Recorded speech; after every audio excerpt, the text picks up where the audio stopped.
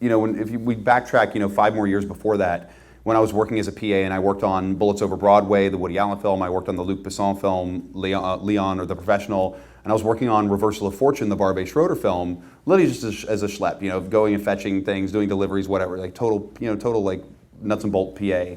And I got a friend of mine a job in the casting department on that film. Tracy Moore Marable was the casting director, and my friend Sarah Casper got a job in the department, and they were casting for people to be like this new spokesman for Sony Electronics. And so they're looking for somebody to go out and be the spokesman for this company. And she said, you should go audition for that. And I was like, I don't have an agent, I can't do that. She goes, I can send anybody I want, just go. And so I went down to set one day, picked up the film, dropped the film off at Technicolor.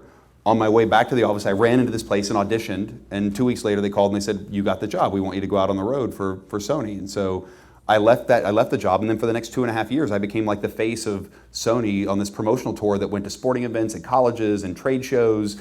And during that time, they said, we want to make a movie about the tour, about what we do. And I said, well, I went to film school, I can do that. So I started making these videos for Sony while I was on the road.